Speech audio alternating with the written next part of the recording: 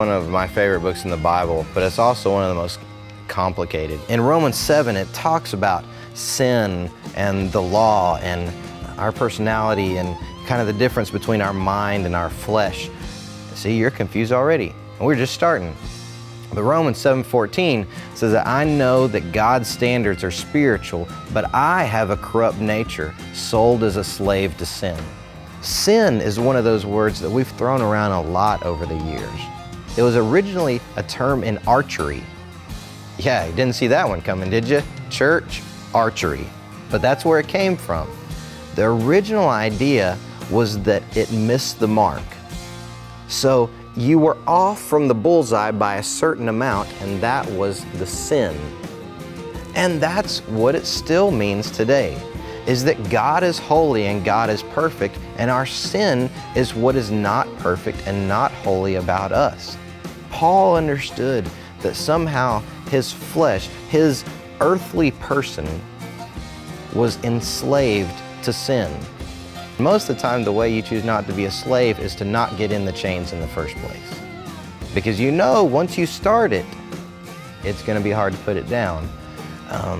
And I don't know quite why it's like that.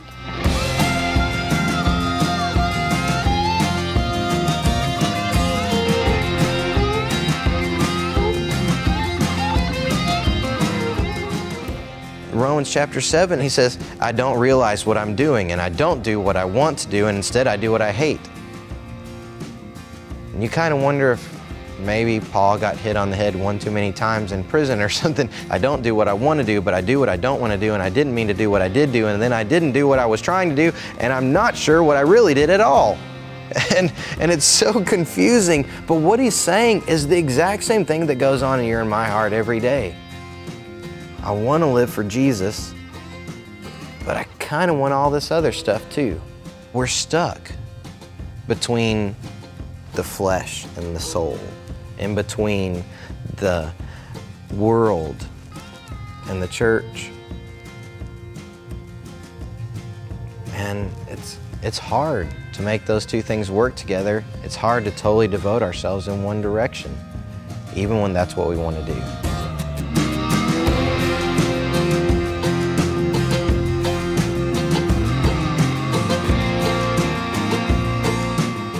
One of the things you find in Romans is all of this reference to the law. I thought that the law was there to tell me what I can't do. And I really thought it was almost a test. Do you love the Lord enough to do all these things? I think one of the main reasons God gave us the law was to help us understand that we couldn't achieve it. It forces us to realize that we need Him. And that's what He wants. He wants a relationship with us. And so He gave us this understanding of how to be perfect so we would understand that we aren't. And that the only way that we can achieve that, what we desire, is to know God and to have Him act on our lives. And so that is why Jesus was the fulfillment of the law. Because He was the one that was going to fulfill that relationship. As we realized we weren't perfect, we needed someone to help us cross that chasm to a perfect God. And Jesus was that person.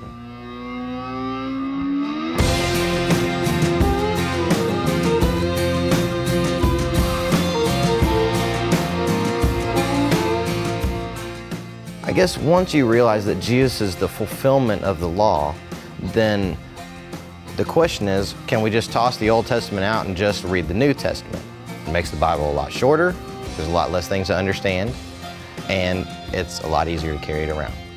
But that's not true. He didn't replace it. He fulfilled it. Romans 7, a little earlier in verse 7, asks, are Moses' law sinful? But then it says, no, that's unthinkable.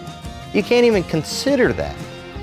Because I wouldn't have even recognized sin if the law hadn't shown it to me. If you're a baseball player and you've been struggling, you can't hit for some reason, and somebody steps in, pinch hits for you at the end of a game, hits a home run, wins the game. Are you happy? Yeah, that's great.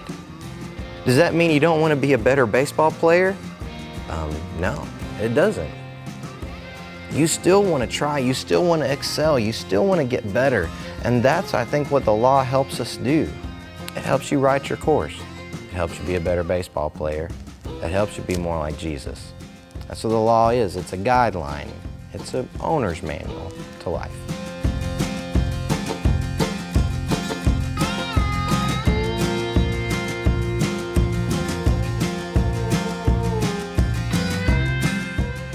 As I got older, the thing I started struggling with was, yeah, he could forgive me, but what about when he forgave me and I turned right around and did it again? Could he still forgive me? Why would he want to forgive me again?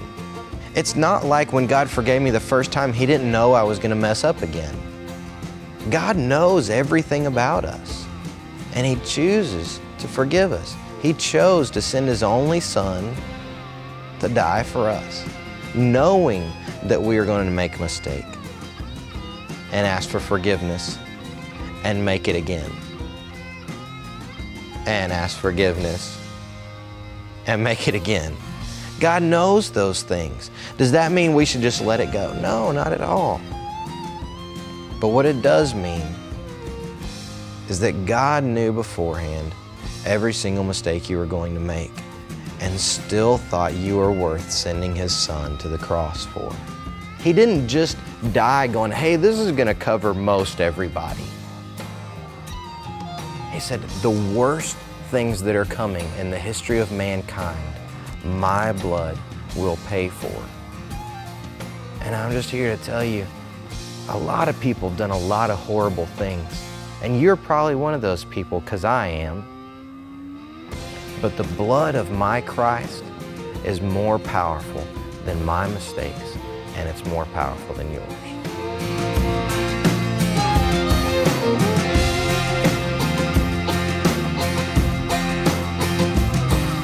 In John 10:28, it says that nothing can snatch them out of my hand. And I always thought that meant that Satan's not strong enough to get me out of his hand, or some other big bad thing can't get me out of the hand of God. But what I've realized growing up is it means that I can't either. I can't find the mistake that's bad enough to snatch me out of the hand of God. He's got a hold, and he will continue to have a hold, and he's not going to let go.